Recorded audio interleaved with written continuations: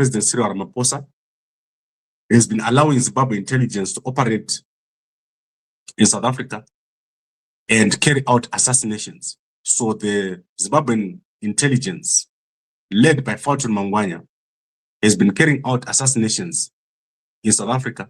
The latest assassination that they've carried out was this weekend at Pretoria West, where activist Kudzai Sarwaka was shot dead while in his car.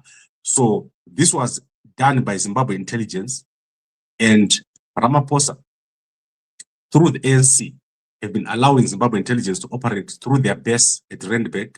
So we've said this in the past, that they're operating a base at Randburg.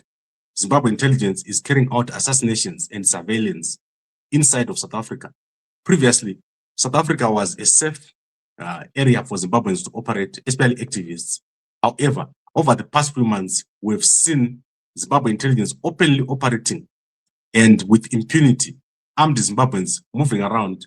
And this is all Zimbabwe intelligence. I've personally written to President Ramaphosa last year, after more than 126 Zimbabweans were kept in jail ahead of the SADC summit. Now, the Zimbabwean intelligence is now operating in South Africa. We started off with Nyokai Mabunu, who was jailed through a fake sting operation, where he was claimed to have stolen money, but all those charges have been dropped. About a month ago, we have the young lady Chumama, who was killed in South Africa through poisoning, and she was poisoned after she reported weak note file to the Financial Intelligence Center for election rigging and money laundering, which happened in South Africa. And all this is happening, and the South African government is well aware.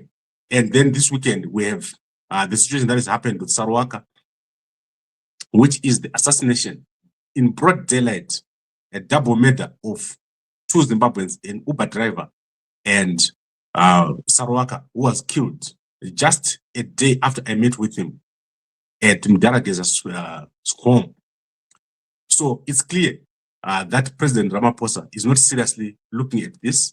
It's illegal for a foreign intelligence agency to operate in another jurisdiction.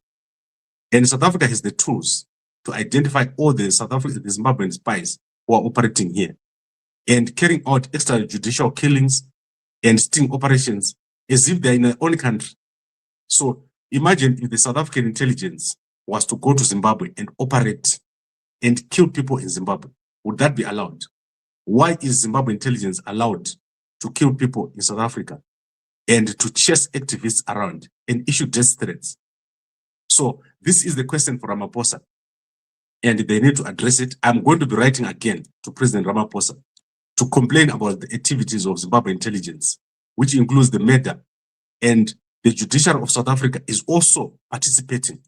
Nyokai Mabunu has been in jail for over a year without trial. He appears at the Randburg Magistrate Court, and they never try him. They keep postponing the case. So apartheid was better than what is happening right now in South Africa under President Ramaphosa. They're allowing the Zimbabwe intelligence to do as they wish and to continue to oppress our people here. So this is very crazy. I can't believe that President Ramaphosa is allowing this to happen in South Africa, but it's clear the bodies are there. We've got Chimama who's dead. We've got this young man who is passed away, who was killed this weekend. And we've got Nyokai Mabunu who is in jail. When is it going to end? When are they going to stop? When is the South African government going to act? Zimbabwean intelligence, including Fortune Mangwanya himself, they are responsible for the deaths that are taking place in this country. They are carrying out these deaths. If the Zimbabwean intelligence is not involved, they must come down here and find the people who are responsible for these things that are happening. They must investigate. That is the job of the Zimbabwean intelligence. And Fortune Mangwanya is responsible for the murders that are taking place here.